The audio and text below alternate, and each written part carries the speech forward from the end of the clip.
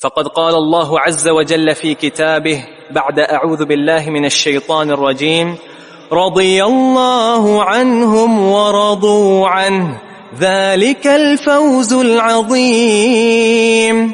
وقوله: ومن يقتل مؤمنا متعمدا فجزاؤه جهنم خالدا فيها وغضب الله عليه ولعنه. وقوله: ذلك بأنهم اتبعوا ما أسخط الله وكرهوا رضوانه. وقوله: فلما آسفونا انتقمنا منهم. وقوله: ولكن كره الله بعاثهم فثبطهم. وقوله: كبر مقتا عند الله أن تقولوا ما لا تفعلون. احسنت، جزاک اللہ خیر. اللہ رب العزت کی صفات کے حوالے سے بات چل رہی ہے، اور شیخ الاسلام نے کچھ قواعد بیان فرمائے ہیں اللہ تعالیٰ کے اسماء کے اور صفات کے، وہ بھی اللہ کی توفیق سے سامنے آئے ہیں. آج جو آیات آپ نے سنی ہیں ان میں اللہ رب العزت کی کچھ صفات کا ذکر، اور یہ تمام صفات صفات افعال کہلاتی ہیں، صفات فعلیہ. اللہ تعالیٰ کی صفات کی دو قسمیں ہیں، ایک ہے صفات ذات اور ایک ہے صفات فعل. صفات ذات سے مراد اللہ تعالیٰ کی وہ صفات ہیں جو اللہ تعالیٰ کی ذات کے ساتھ لازم ہیں اور کبھی اس سے جدا نہیں ہوتی، جیسے اس کا علیم ہونا، سمیع اور بصیر ہونا. یہ صفات لازمہ ہیں، صفات ذاتیہ. ہمیشہ سنتا ہے، ہمیشہ دیکھتا ہے، ہمیشہ جانتا ہے. یہ صفات ذاتیہ، یہ صفات لازمہ. صفات فعلیہ وہ صفات ہوتی ہیں جو اللہ رب العزت کی ذات کے ساتھ لازم نہیں ہوتی، بلکہ اللہ تعالیٰ کے افعال ہوتے ہیں. اللہ کوئی بھی فعل جب چاہے انجام دے دے، ان اس فعل کی انجام دہی اللہ تعالیٰ کی مشیت پر ہے. جب چاہے وہ فعل انجام دے دے اور جیسے چاہے انجام دے دے. تو آج جو صفات آپ نے پڑھی، جو آیات کریمہ، ان میں چند صفات فعلیہ کا ذکر ہے. مثلا رضی اللہ عنہم ورضوا عنہ ذلک الفوز العظیم. اللہ ان سے راضی ہو گیا اور وہ اللہ سے راضی ہو گیا. اللہ ان سے کیوں راضی ہوا؟ ان کے عقیدے کی بنا پر، توحید کی بنا پر اور اعمال صالحہ کی بنا پر. اور وہ اللہ سے راضی ہو گئے کیوں؟ جو اللہ کے ہاں عقیدے کا، توحید کا، اعمال صالحہ کا بدلہ ہے اور جزا ہے اور جنت کے وعدے ہیں، یقیناً یہ بندوں کی رضا کا باعث بنتے ہیں. تو یہاں پر اللہ رب العزت کی صفت رضا کا ذکر، جو صفت فعلی ہے. اللہ تعالیٰ جب چاہے اپنے کسی بھی بندے کے ساتھ اپنی رضا کا معاملہ فرما سکتا ہے جب اس کی مشیت چاہے. تو راضی ہونا یہ صفت ذاتیہ نہیں ہے کہ اللہ ہمیشہ راضی ہوتا رہے، بلکہ صفت فعلیہ ہے کہ اللہ تعالیٰ جب چاہے کسی بندے کے ساتھ اپنی رضا کا فیصلہ فرما لے اور اپنی رضا کا معاملہ فرما لے. رضا جو ہے یہ اللہ تعالیٰ کی بہت بڑی نعمت ہے. ورضوان من اللہ اکبر، رضوان قلیل من اللہ اکبر. اللہ تعالیٰ کی تھوڑی سی رضا بھی سب سے بڑی دولت، تھوڑی سی رضا سب سے بڑی دولت.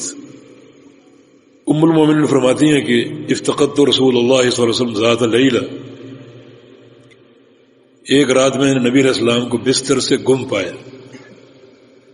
ساتھ سوئے تھے، جب آنکھ کھلی اچانک تو اللہ کے پیارے رسول بستر پہ موجود نہیں تھے، تو وہ تشویش میں مبتلا ہوئیں اور آپ کی تلاش کے لیے نکلیں۔ کمرہ جو تھا وہ تاریک تھا، تو ہاتھوں سے ٹٹولتی ہوئی آگے بڑھ رہی تھی، تو اچانک ان کا ہاتھ نبی علیہ السلام کی ایڑیوں سے مس ہوا۔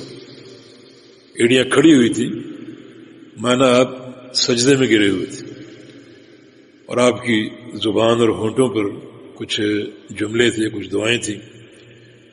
تو اپنا کان قریب کر کے وہ سنے، تو وہ اس وقت یہ الفاظ آپ ارشاد فرما رہے تھے، اللہم انی اعوذ برضاک من سخطک، اے اللہ میں پناہ پکڑتا ہوں تیری رضا کے واسطے سے تیری ناراضگی سے، تیری رضا کی پناہ میں آتا ہوں تیری ناراضگی سے، کہ مجھ سے ناراض نہ ہونا۔ اور یہ دعا بھی ایک ضرب قاطع ہے، ایک بہت بڑا وار ہے ملحدین پر۔ کچھ گمراہ لوگوں کی رائے ہے کہ رضا اللہ تعالیٰ کی صفت نہیں ہے، جیسے معتزلہ صفت کا انکار کرتے ہیں، اور راضی کے طور پہ اللہ کی صفت کو مانتے ہوں، لیکن یہ کہیں مستعمل نہیں ہے، مگر راضیہ صفت فعلیہ اسے نہیں مانتے۔ اور متأولین جو ہیں وہ اس میں تعویلیں کرتے ہیں رضا میں، یعنی ارادہ انعام وغیرہ وغیرہ، یا ارادہ احسان۔ تو یہاں رسول اللہ صلی اللہ علیہ وسلم نے اللہ تعالیٰ کی صفت رضا کی پناہ طلب کی۔ اگر یہ خالق کائنات کی صفت نہیں ہے تو غیر اللہ کی پناہ تو شرک ہے۔ تو یہ حدیث ان کے اس معتقد پر ایک بڑی ضرب کاری ہے کہ غیر اللہ کی پناہ میں آنا یقیناً شرک ہے۔ تو اللہ کے پیارے پیغمبر نے پھر یہ پناہ کیوں طلب کی؟ تو اس سے بھی ثابت ہو رہا ہے کہ رضا جو ہے وہ اللہ تعالیٰ کی صفت ہے، اور رضا کی اس سے قدر و قیمت بھی واضح ہو رہی ہے کہ نبی علیہ السلام رات کو اپنی نیند چھوڑ کر اور بستر چھوڑ کر، بستر سے الگ ہو کر مصلی پر جو سوار ہیں اور طویل سجدے اور یہ دعائیں کر رہے ہیں۔ اور رضا تو اللہ تعالیٰ کی سب سے قیمتی دولت اور نعمت ہے۔ اللہ تعالیٰ قیامت کے دن جب تمام اہل جنت میں جا چکیں گے تو اہل جنت پر مطلع ہوگا اور ایک اعلان فرمائے گا کہ آج میں تمہیں ایک نعمت دینے والا ہوں، ایک اعلان کرنے والا ہوں۔ تفصیلی حدیث ہے، اعلان کیا ہے؟ الیوم احل علیکم رضوانی فلا اسخط علیکم ابدا، کہ آج میں اعلان کر رہا ہوں کہ میں تم سے ہمیشہ راضی رہوں گا اور کبھی تم سے ناراض نہیں ہوں۔ تو گویا جو ایک خدشہ ناراضگی کا ختم ہو گیا اور مستقل اللہ کی رضا اہل جنت کو حاصل ہو گئی۔ تو دخول جنت کے بعد یہ رضا کا اعلان اس بات کی دلیل ہے کہ یہ بہت بڑی نعمت ہے، مگر وہ لوگ بڑے محروم ہیں، شقی ہیں اور ظالم ہیں جو اس صفت کے انکاری ہیں، تو پھر ان کو کیا اللہ کی رضا حاصل ہو؟ بقولہ ومن يقتل مؤمنا متعمدا فجزاؤه جہنم خالدا فيها وغضب اللہ علیہ ولعنہ، اس شخص کا ذکر ہے جو کسی مومن کو جان بوجھ کے قتل کر دے۔ ومن يقتل مؤمنا، قتل کر دے کسی مومن کو جو شخص متعمدا جان بوجھ کے، فجزاؤہ، اس کی جزا، اس کا بدلہ جہنم ہے، خالدا فیہا، اس میں ہمیشہ رہے گا، وغضب اللہ علیہ ولعنہ، جہنم میں ہمیشہ رہے گا۔ یہ ہمیشگی یا تو ایک سخت وعید اور ایک ڈانٹ کا انداز ہے، اور یا پھر اس شخص کے لیے جہنم کی ہمیشگی ہے جو قتل کرے اور قتل کو حلال سمجھے۔ یہ استحلال معصیت یہ پھر کفر ہو جاتی ہے، اور ایسے بندے کے لیے واقعتاً جہنم کا خلود ہے۔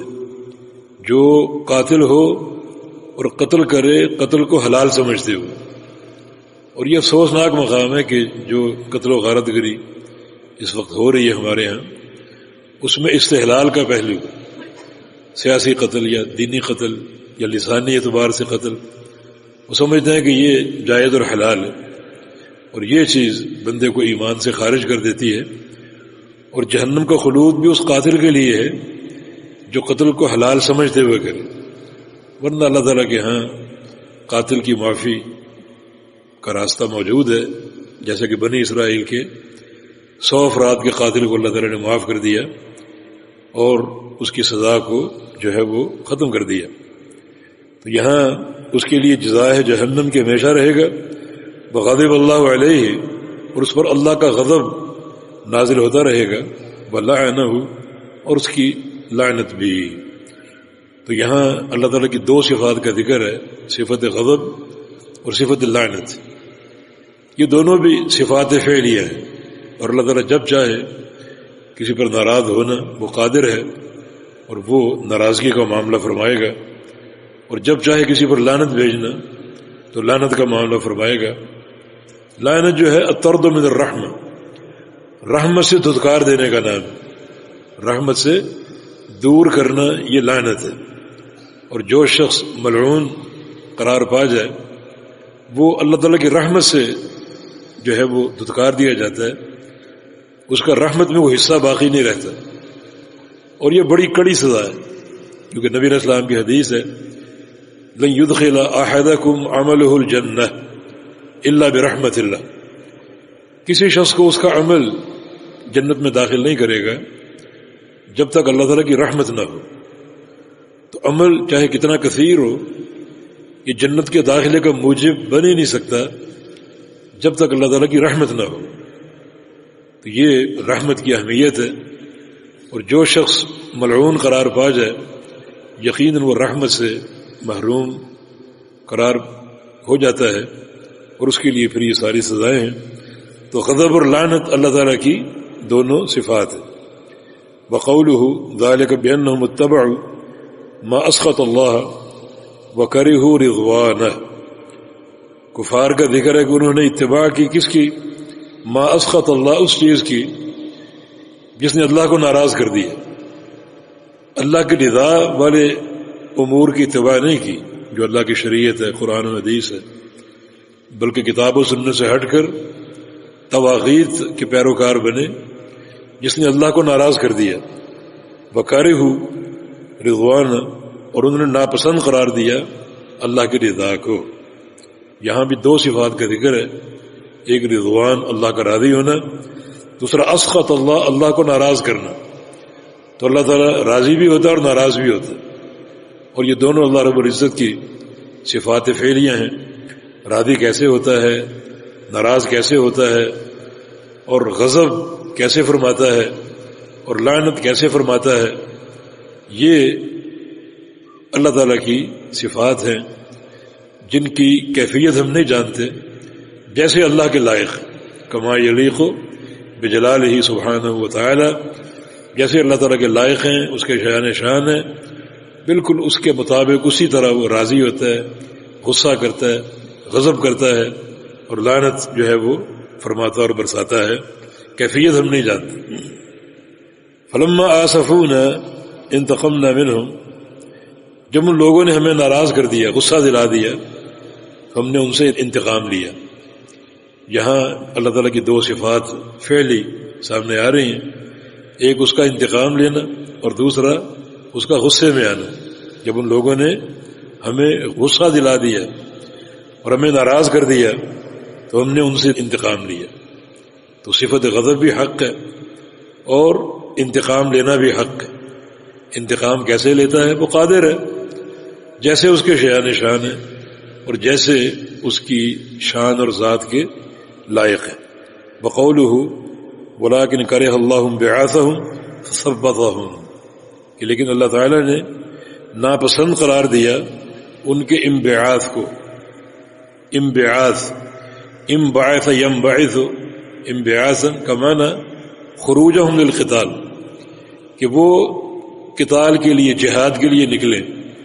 یہ ذکر ہے منافقین کا، وہ دکھاوے کے لیے یا بعض اوقات مال کی لالچ میں نکلا کرتے تھے، اور ان کا اندر سے قتال کا اور جہاد کا ارادہ نہیں ہوتا تھا، تو اللہ تعالیٰ نے ان کے جہاد کے لیے نکلنے کو ناپسند قرار دیا، فثبتہم، ان کو روک دیا، ان کو جانے نہیں دیا، رکاوٹ پیدا کر دی کہ وہ جا ہی نہ سکے۔ اللہ چاہتا ہی نہیں کہ یہ میری راہ میں جہاد کے لیے نکلیں، یہ اس قابل ہی نہیں۔ جیسے دنیا کی ایک بڑی تعداد نماز نہیں پڑھتی، تو اللہ نہیں چاہتا کہ وہ نماز پڑھے، میرے دربار میں ہے، سجدے کرے میرے سامنے۔ بڑے بڑے مالدار لوگ حج نہیں کرتے، اللہ نہیں چاہتا کہ وہ میرے گھر میں آئیں۔ یہ ایک بڑی شقاوت ہے، بڑی ایک بدبختی ان لوگوں کی کہ اللہ رب العزت ان کی نیکی پر آنا اور عبادت کرنا چاہتا ہی نہیں۔ اور اللہ تعالیٰ نے حجت پوری کر دی ہے، انبیاء کی دعوت پہنچا دی، ان کو پوری حریت دی کہ اختیار کرو یا نہ کرو، تمہاری مرضی ہے، لیکن اللہ کی مشیت یہ ہے کہ وہ اختیار نہ کریں، میرے دربار میں نہ آئیں۔ کیوں نہ آئیں؟ اختیار کیوں نہ کریں؟ یہاں اسٹاپ کرنا، توقف، یہ اس کی تقدیر کے فیصلے، اس سے آگے جانا ناجائز۔ ہو سکتا ہے قیامت کے دن وہ اسباب سامنے آئیں، لیکن اس مقام پر توقف ہے۔ جو لوگ ہدایت کے قابل ہیں اللہ ان کو ہدایت دیتا ہے، جو جنت کے مستحق ہیں اللہ ان کو جنت کا داخلہ عطا فرمائے گا۔ کیوں؟ یہ اللہ کا راز۔ اور جو لوگ جہنم کے قابل ہیں، جہنم کا ایندھن ہے، اور ہدایت کے قابل نہیں ہیں، اللہ ان کو ہدایت نہیں دیتا۔ کیوں؟ یہ اللہ کی تقدیر، اللہ کا فیصلہ ہے، اس کا راز ہے، جس پر کوئی نبی اور فرشتہ مطلع نہیں، یہ اس کے فیصلے۔ وقولہ کبر مقتا، تو یہاں کرے ہے اللہ کی صفت، ناپسند کرنا بھی اللہ کی صفت ہے، ناپسند کرنا بھی اللہ تعالیٰ کی صفت ہے۔ ناپسند کیسے کرتا ہے؟ جیسے اس کی ذات کے لائق، کیفیت ہم نہیں جانتے۔ اور کبر مقتا عند اللہ ان تقولوا ما لا تفعلون، اللہ کے نزدیک بڑی ناراضگی کیا ہے کہ تم لوگوں سے ایک بات کہو اور خود عمل نہ کرو۔ کبر مقتا، مقت ناراضگی، یہ غضب سے اونچی ناراضگی، مقت جو غضب ہے اور اسف اس سے اونچا درجہ ہے ناراضگی کا، مقت کا۔ جو ناراضگی کے درجات یا مراحل ہیں، سب سے اونچا مرحلہ مقت کا۔ اور یہ مقت اور ناراضگی بڑی کن کو حاصل ہوگی؟ اللہ کن سے ناراض ہوگا؟ بڑی ناراضگی جو لوگوں سے ایک بات کہیں اور خود عمل نہ کریں، 2-2 4-4 گھنٹے ان کو واعظ کرنے کا شوق ہو اور عمل نہ کریں۔ وہ جب واعظ کر کے اترتے ہیں تو اللہ کی مقت، بڑی ناراضگی مول لے کر نکلتے ہیں۔ تو اللہ پاک عمل کی توفیق دے۔ یہ ساری صفات فعلی ہیں۔ جو لوگ نہیں مانتے، کیوں نہیں مانتے؟ جی ان میں مخلوقات سے مشابہت، راضی ہونا، ناراض ہونا اور غصے میں آنا، یہ مخلوقات بھی کرتی ہے، مخلوقات کے افعال ہیں۔ اگر یہ افعال خالق کے بھی مان لیں تو یہ مشابہت لازم آئے گی۔ تو ان کے سامنے تشبیہ کا محظور ہے، تشبیہ کا بت ہے جو انہوں نے تراشا اپنی مرضی سے۔ حالانکہ تشبیہ کا یہاں کوئی مقام نہیں۔ اللہ تعالیٰ ناراض ہوتا ہے، مخلوق بھی ناراض ہوتی۔ اللہ کا ناراض ہونا کیسا ہے؟ جیسے اس کی شان کے لائق ہے۔ مخلوق کا کیسا ہے؟ جیسے مخلوق کے لائق۔ تشبیہ تب ہو جب یہ کہا جائے کہ اللہ ناراض ہوتا ہے جیسے مخلوق ناراض ہوتی۔ یہ عقیدہ تو ہے ہی نہیں، تو تشبیہ کا امکان یہاں ہے ہی نہیں۔ تو تشبیہ کا بت ان لوگوں کے سامنے۔ ابن قیم فرماتے ہیں کہ یہ ملحدین، اصحاب الرائے، صفات میں الحاد پیدا کرنے والے، ان کے سامنے تشبیہ کا بت سب سے بڑا بت ہے۔ یعنی یہ ڈبل مجرم ہے، کلام اللہ کی غلط تعبیر کرنا اپنی مرضی سے اور غلط تعبیر کر کے اس کا انکار کر دینا۔ کہ کم از کم معطلہ، جہمیہ تعبیر تو نہیں کرتے، سیدھا انکار کرتے۔ اور یہ مشبہہ اور متأولین یہ پہلے غلط تعبیر کرتے۔ اللہ تعالیٰ جو فرمان ہے اس فرمان کا نتیجہ تشبیہ، یعنی نعوذ باللہ اللہ کو معلوم نہیں تھا، استغفر اللہ۔ اللہ تعالیٰ نے جو فرمایا کہ اللہ راضی ہوتا ہے، اللہ ناراض ہوتا ہے، اللہ غصے میں آتا ہے، اس کا جو نتیجہ وہ مخلوق سے مشابہت ہے. تو اللہ کے فرمان کی غلط تعبیر کر کے تعویل، اور تعویل کر کے صفت کا انکار، کتنے جرائم انہوں نے اکٹھے کر لی. اور ساتھ ساتھ ایک ان کا عذر یہ بھی ہے کہ یہ صفات تغیر کو مستلزم، صفات انفعالی. ایک انسان کو غصہ آتا ہے تو اندر کا نظام اس کا تبدیل ہوتا ہے، اس کا خون کھولتا ہے، جوش میں آتا ہے، چہرے کا رنگت سرخ ہو جاتی ہے. یہ تغیر ہے. استغفر اللہ. کیوں؟ یہ تغیر تب ہو اللہ کی ذات میں جب عقیدہ یہ ہو کہ اللہ کا غصہ کرنا انسان کے جیسا ہے، پھر تغیر کو مانے. وہ غصہ کرتا ہے، حق ہے، کتاب و سنت سے ثابت ہے، لیکن کیسے کرتا ہے؟ جیسے اس کی ذات اور شان کے لائق. کیا مخلوق کی طرح کرتا ہے؟ نہیں. کیوں؟ لیس کمثلہ شیء. ہمارے سامنے یہ جادہ موجود ہے اسماء و صفات کا، اس جیسی کوئی چیز نہیں. جو صفات اس نے بیان فرما دی وہ ساری کی ساری مخلوقات کی تشبیہ سے پاک ہے. جی.